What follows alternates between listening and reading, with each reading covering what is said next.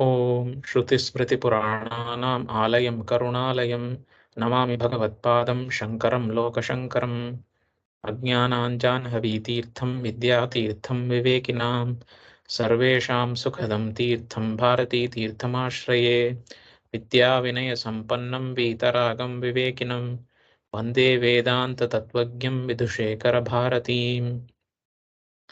Dear friends, welcome to the sixth session in our discussion on this Prakarana Grantha, which is authored by Bhagavad Pada Shankaracharya, Prabodha Sudhakara. So the first section of this text deals with the acquiring Vairagya, which is the dispassion from the sensory objects or the lack of attachment towards the sensory objects. So for acquiring Vairagya, Acharya had said that two things are required. One is Ahankara, the removal of Ahankara, and the removal of Mamakara. So Ahankara here refers to the sense of attachment one feels with the body. For the present discussion, we are talking about the physical body, attachment towards the physical body, and Mamakara here refers to the sense of feeling of, or the sense or feeling of mineness. That is, this belongs to me, the belongingness which is there with respect to various sensory objects, including the body. So in order to remove this Ahankara and Mamakara, the inquiry into the nature of the body is required, which is what Acharya has been guiding us in doing.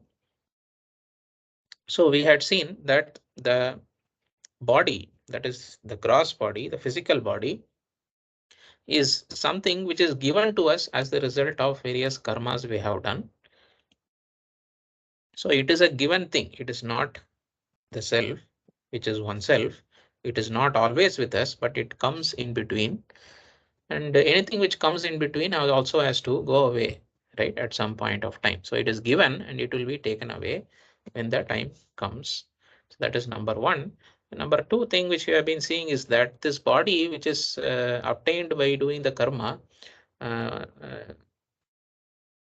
comes with several defects, right? It comes with several issues, and these issues were being highlighted by Acharya in the previous meetings. That is what we have been in the previous verses.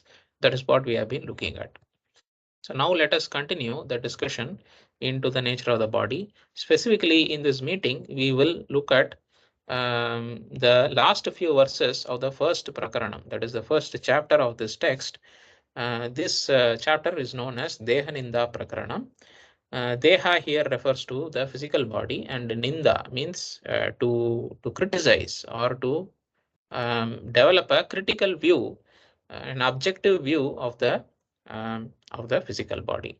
So in order to develop the objective view or the critical view towards the physical body, several of its defects are pointed out, and the body is criticized by noticing its defects. And this is what is known as Ninda. And this Prakaranam, this chapter which helps us to do that, is called Dehaninda Prakaranam. So we are almost at the last few verses of this Prakaranam. So let us continue looking at this.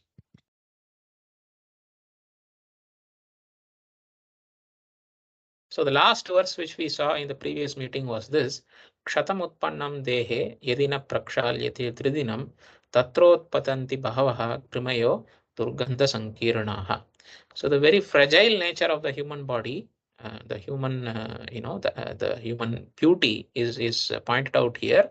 Even if the person is not taking bath for 3 days, how much bad smell comes out from this body, right? So that is what is pointed out here.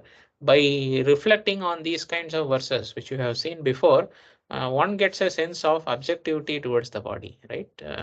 Because normally the normal nature of a human being is to have a very let's say a very positive view towards the human body, something which is invoking pride in us, right? That is the way that the human beings normally proceed ahead in life, right? This body is belonging to me, therefore it has all the good qualities.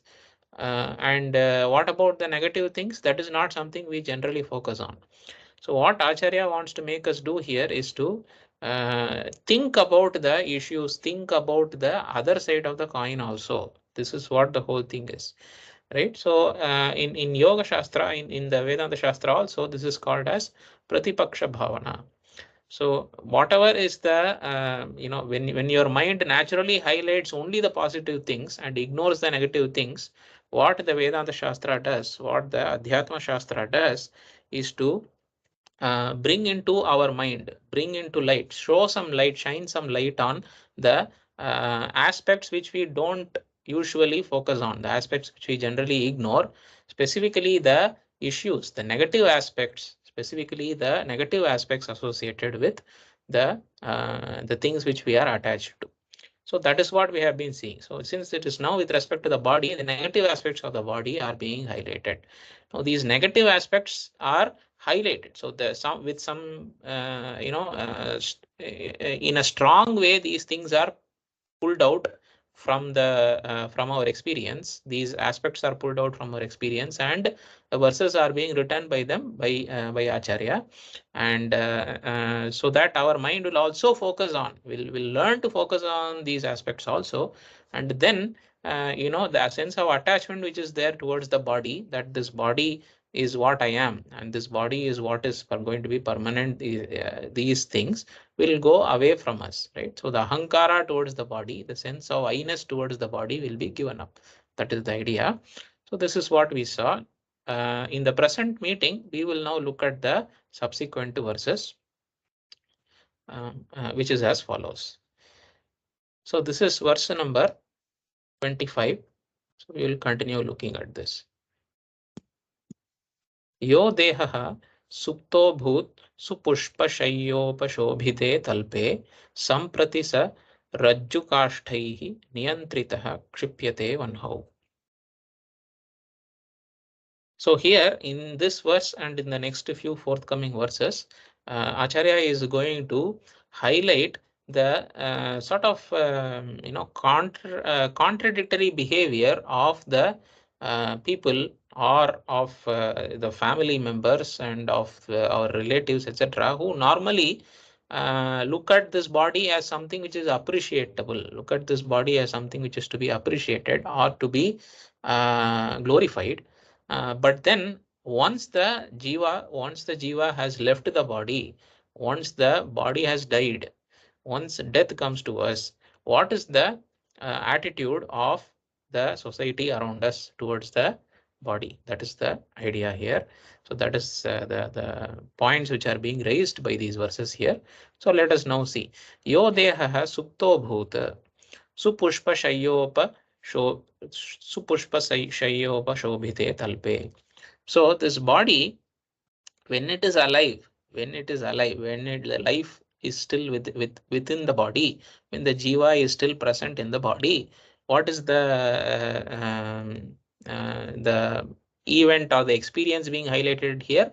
This body is enjoying, right? This jiva and the jiva, when the jiva is present within the body, when the life is present within the body, this body was enjoying by sleeping, apparently enjoying by sleeping on a very comfortable bed. So all the sensory pleasures this body can get, and this body is being showered with, this body is being showered with all the sensory pleasures.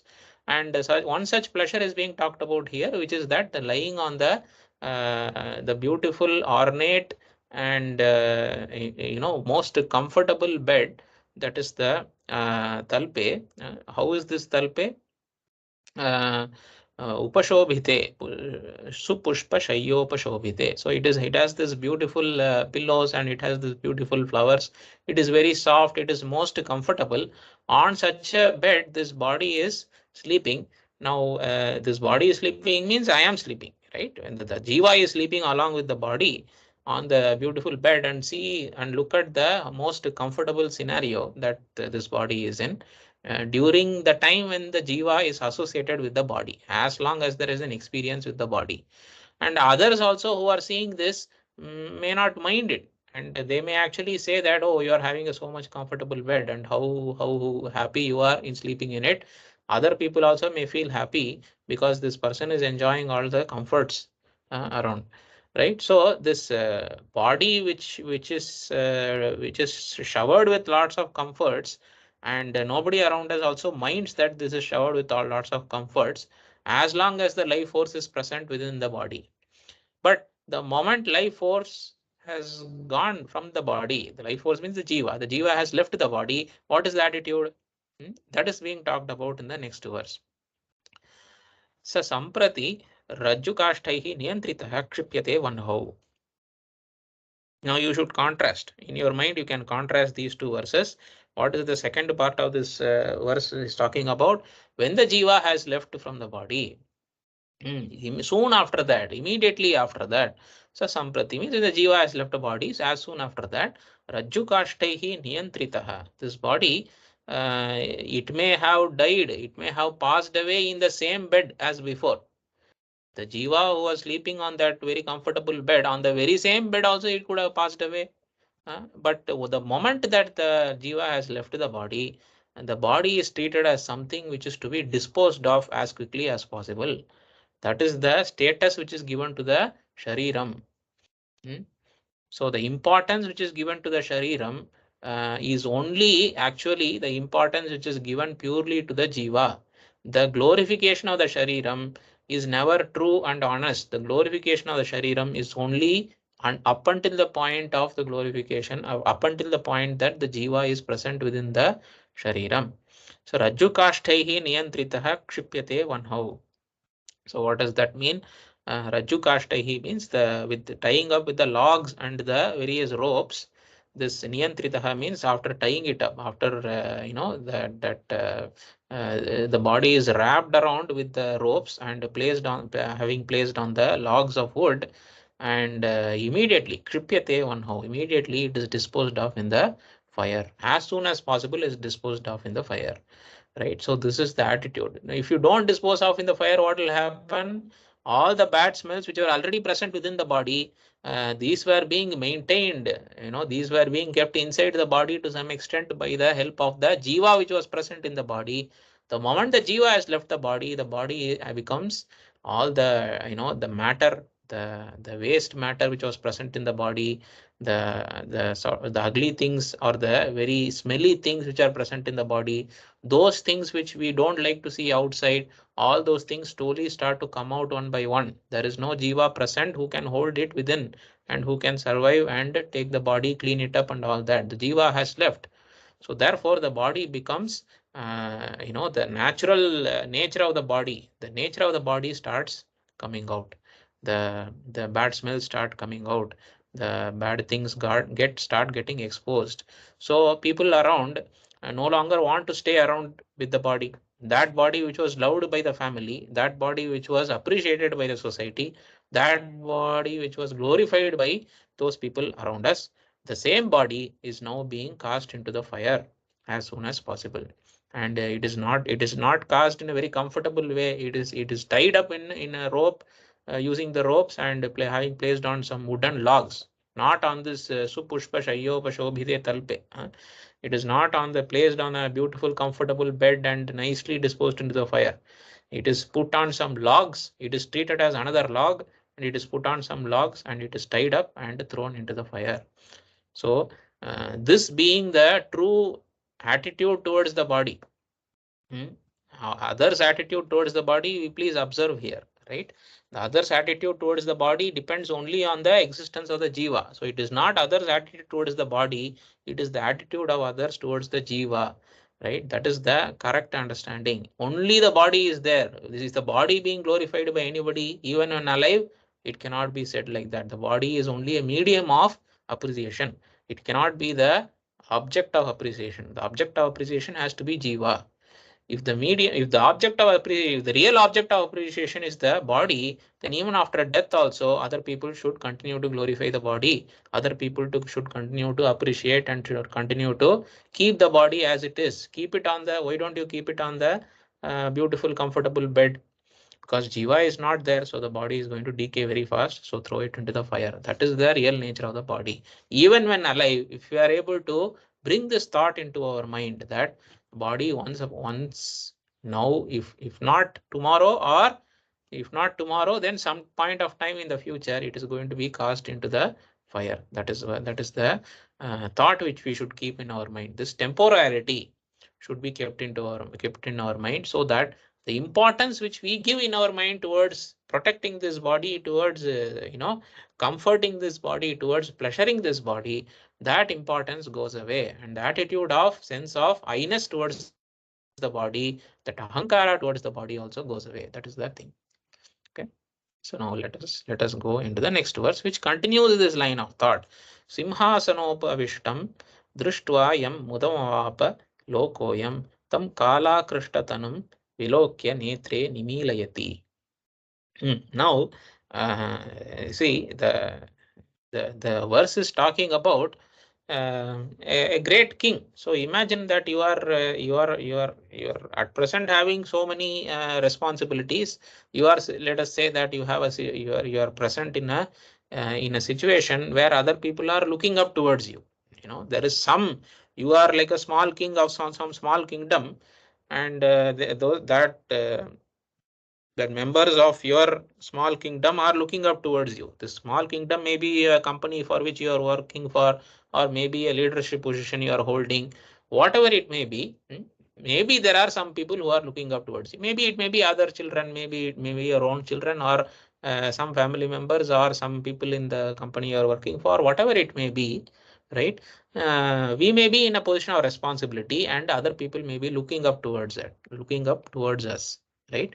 So an extreme version of this is the king of a kingdom, and that is what is being referred to here. Simhasanopavishtam drishtva yam mudamapa lokoyam. So the subjects, the various people in the kingdom are looking up towards the king who is sitting on the great Simhasanopavishtam, sitting on the great Simhasana. They are looking, drishtva. Mudamavapa lokaha. So lokaha means here the people, the subjects of the kingdom, they are looking up towards the king and feeling very happy. Mudamavapa means getting a lot of pleasure or feeling very happy. See how great, how majestic he looks. They are passing that such comments. See how beautiful he looks, or how majestic she looks, whatever, right? So that positive comments which are glorifying the body, like that they are passing off some comments, and they are feeling very happy about your situation. They are feeling glorified. They are glorifying you and looking at you, looking up to you. You may also be in such a situation. At some small level, you may not be the king of a kingdom or the queen of a kingdom, but at some level, we may be in some position which is in which other people are glorifying us, right? But what happens when the jiva passes away? When the raja, when the king, the jiva which is temporarily occupying the body of a king, and that jiva goes away, what about the attitude of the people towards the body of the king? Do they still enjoy? Do they still glorify? Do they still stay how beautiful the body of the king is? Look at the way the statement comes out, how beautiful the body of the king is. Nobody will say like that, right? People will only say how beautiful the king is. Nobody is going to say how beautiful the shariram of the king is. Especially after death, nobody is going to say, right? Tam kala krishtatanam vilokya netre nimilayati. So kala krishtatanam, tam kala krishtatanam means what? That body. Tanam means the body which has been sort of taken away or attracted by the kala, that is by the Yamadharmaraja, by time, you can say, or by death, right? That kala akrishtatanam, the kala has pulled the body towards itself.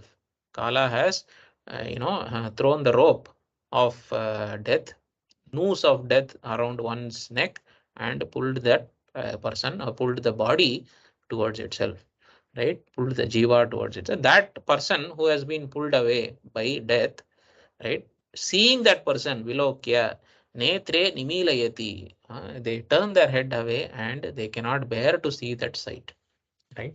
And this attitude, contrast this attitude with the previous attitude. The previous attitude was one of great joy and pleasure and admiration and glorification.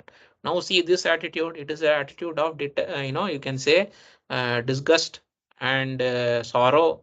Whatever attitudes were there before, the joyous attitudes are now converted into the sorrowful attitudes. I cannot bear to see a person who has died.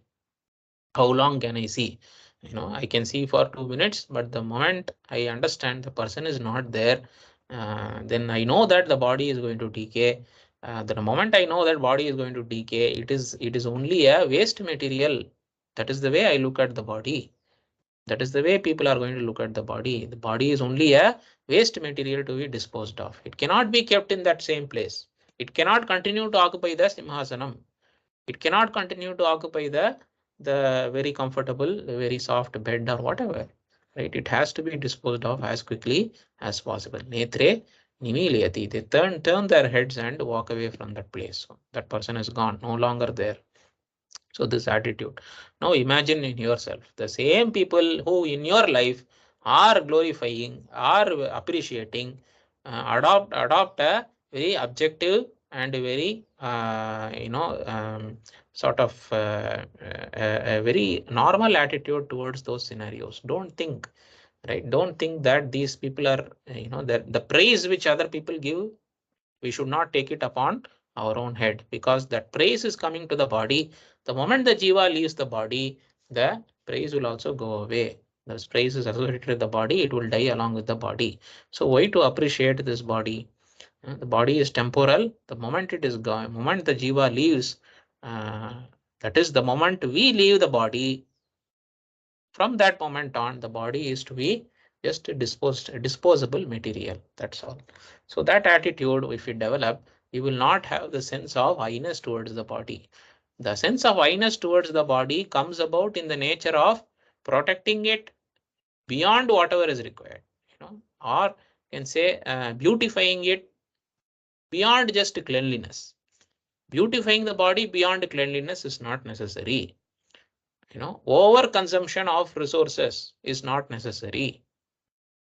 Eating beyond what you require for functioning in the world is not necessary.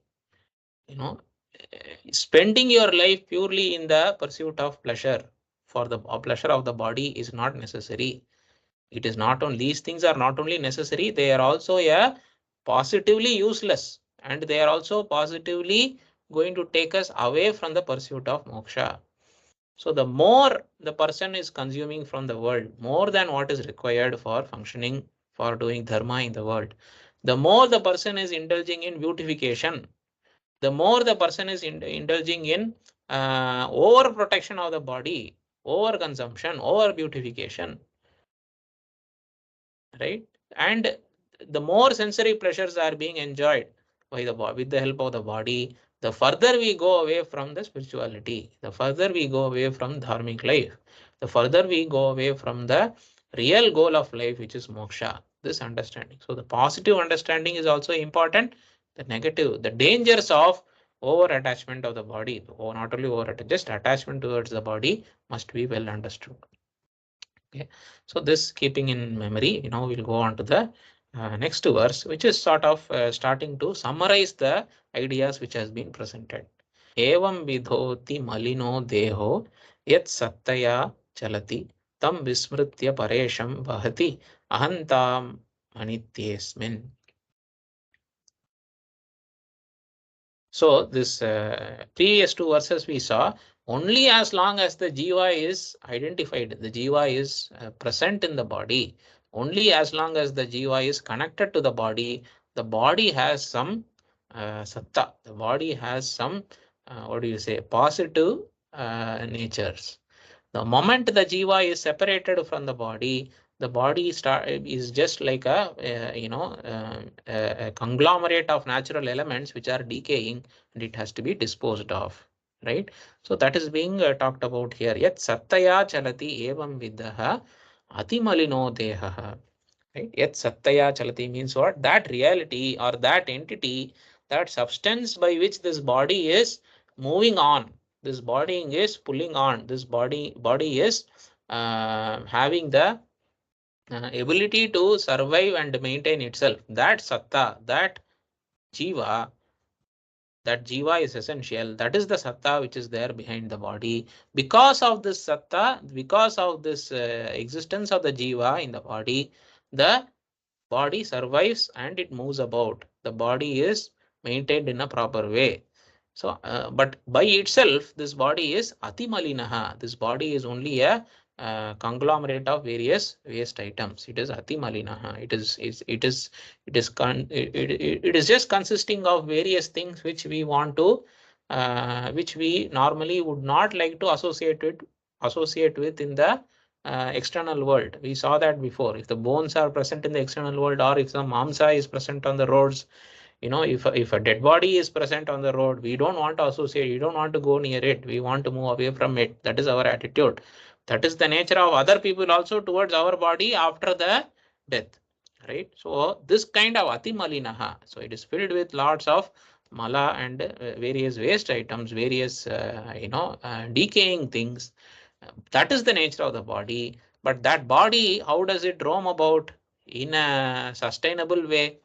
As long as the person is alive, it roams about. So what is that person who is alive? That is the jiva. As long as the jiva is present in the body roams about in a reasonable way, and one can interact with it. But beyond that, there is no utility. Beyond the jiva, the body itself is only disposable item. Tam vismritya, tam paresham vismritya vahati ahantam anityesmin. So this is the second part of the verse, is criticizing our attitude, criticizing the attitude of the samsari.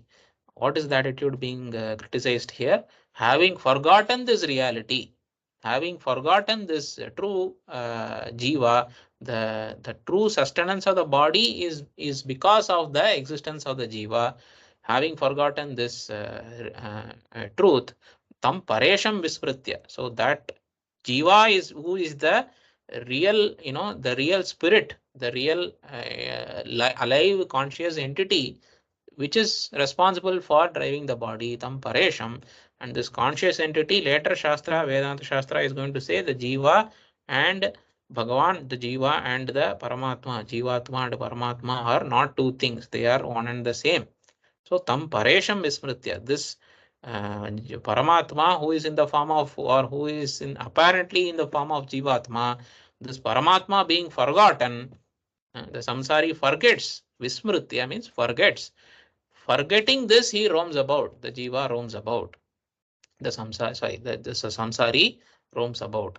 Ahantam anityesmin. So when he roams about, having forgotten this truth that the jiva and the body are two different things, what is that? The wrong idea which is present in his mind, wrong idea which is present in the samsari's mind, that anityesmin ahantam bahati. Anityesmin ahantam bahati. That is that body which is temporal, which is composed of this atimalina, which is composed of all these waste products.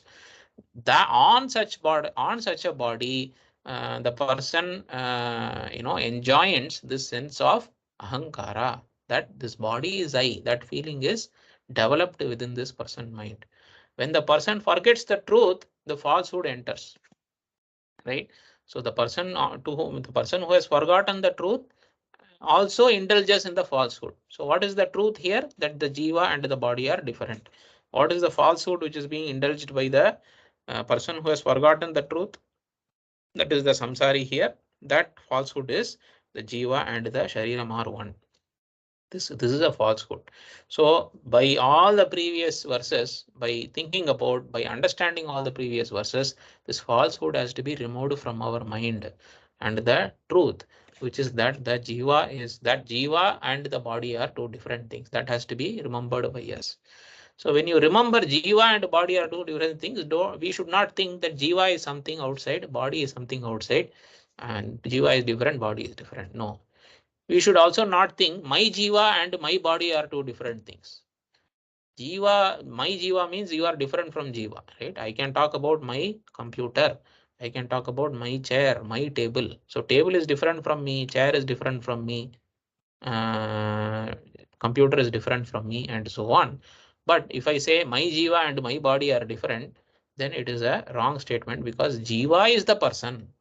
The jiva is the person. There is no concept of my jiva. I am the conscious entity who is running the body. The body is something which is, for now you can say it is mine. It is not even mine, but for now we can say that mine means what? You have some sense of belonging towards it. At least to that extent we have to understand. Later beyond that we also understand this body does not also belong to me.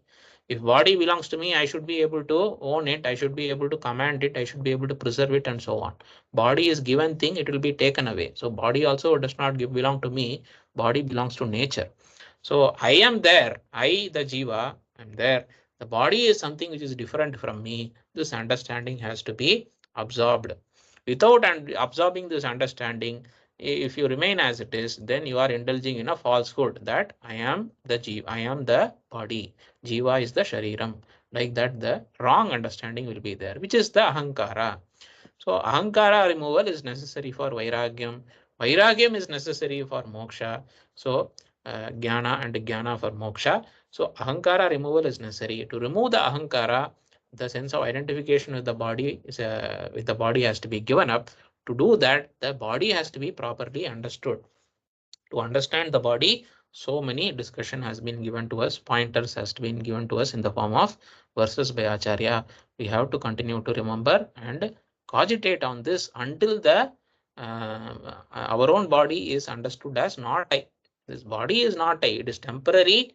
Just like you own a house or you own a car. Car is not permanent, house is not permanent, your vehicle is not permanent. None of these is permanent. The permanent things you cannot say that this is me, right? You will never say my car is me, my house is me. Similarly, body is also a temporary. It is like a car which is given to you during a lifetime. You own that car, you preserve it as long as it is there, then you give it up, right? When the time comes, it has to be given up. So in the same way, the body also comes and goes. So the comes and goes. Various janmas, various body has come and go. None of these bodies are I. So this body in which I am experiencing the world presently, that body is also not I. So this attitude has to be maintained. That is the idea. Now we will come to the last verse in the first prakranam, first chapter, the Deha Ninda prakranam. Kvatma Satchidrupaha क्व मांस रुधिरास्थि निर्मितो देहः इति यो लज्जति धीमान् इतर शरीरं स किं मनुते. So summary of the chapter is being given to us in a beautiful verse by Acharya, and this verse itself is a sort of a rhetorical question. So what is the rhetorical question? Itara shariram sakim manute, that is the rhetorical question. So what does it mean? Itara, apart from the Atman, apart from the Jiva, what other thing can be talked about as one's real nature? Right here, that Itara shariram means the body, the Atman or the Jiva is the real person. The Jiva is the real nature of the person. The Atman is the real nature of the person. That is the real quote unquote shariram. Itara shariram kim sakim manute means what? Apart from this real body, apart from this real nature of the person, another nature, secondary thing cannot be admitted as a real nature. Secondary thing cannot be identified as the Atman. Sakim manute, how can that person think about the body, which is another entity, as the Atman, which is the true entity? So that is the rhetorical question. So he will not think like that. Who will not think like that? Who will not think that body and Atman are same? Who will know the distinction between the body and Atman very clearly? That person who will yo lajjati dhiman. Yo lajjati dhiman. That person who will feel ashamed. The intelligent person. Dhiman means what? The intelligent person. The person who can understand and has the capability of understanding clearly, that is dhiman. And that dhiman is also lajjati, that is that dhiman is also feeling ashamed about something. So what is that it is invoking a sense of shame in that person, that is being talked about in the first verse. Kvatma Satchidrupaha pamamsa rudirasthi nirmito dehaha. On the one hand, you have the Satchidrupaha Atma. That is, Satchidrupaha means what? That Atma, that Jiva, that real nature of the Jiva, which is the Atman, that is of the nature of existence, Sat, Chid, and consciousness. It is ever existence, the ever existent thing. It never disappears. This Atma survives all the changes which happen in the body, it never, it never disappears from anywhere. It never disappears out of existence. It is always existing entity. That is Sat, right? Chit means what? Conscious entity. This Atman is not Jadam. It is not a material thing, which is not a seen. It is not a seen thing. It is not an observed entity. It is of the nature of observer. Atman or the Jiva is ever the observing entity, the witness, the conscious. It is of the nature of consciousness. It is not of the nature of an object of consciousness. So object of consciousness would come under Jadam or material. Here we are talking about a conscious principle. Here we are talking about a witnessing principle, an ever existing principle, that is called Sat and Chit. So Sat Chit Rupaha Atma on the one hand. On the other hand, what do we have? We have the Mamsa Rudirasthi Nirmito Deha, the Jadam. We have the, on the other hand, we have the Deha, we have the body, physical body, which is Jadam, which is made up of matter, which is made up of, various impurities. Whereas the Atman is pure, it is consciousness, it is ever existing. The body is in contrast, it is composed of impure entities, it is composed of temporal entities, it is itself temporal, and it is also Jadam. It cannot know by itself. Atman, the body cannot know by itself. Without the Atman, the body becomes just matter. The body is not alive. The body is not capable of observing the world by itself. If the Atman is or attached or connected to the body, quote unquote attached, quote unquote connected to the body, only as long as the Jiva is present within the body, only until that time the body is capable of observation, the body is capable of action, the body is capable of maintaining itself, and so on. So the contrasting natures of the body and the Atman, that person who keeps that in his mind feels a sense of shame. Oh, this body is like this and Atman is like a totally different thing. How can I confuse them both?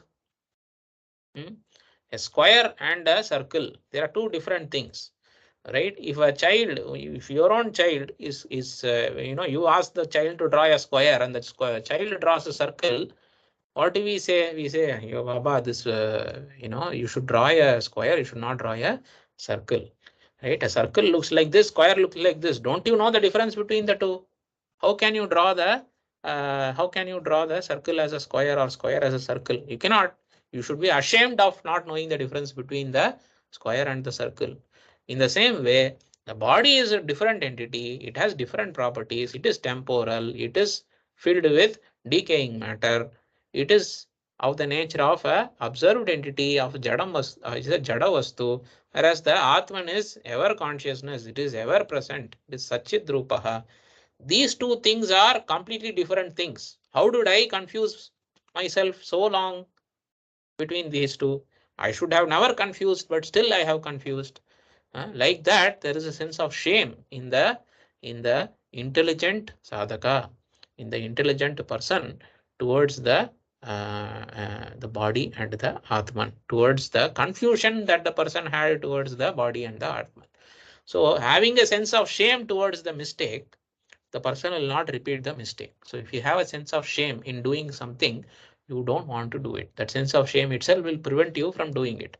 In the same way here, the sense of shame which one has towards the towards confusing the body and the Atman as one thing, that sense of shame will prevent the person from confusing it anymore. That kind of person we have to become.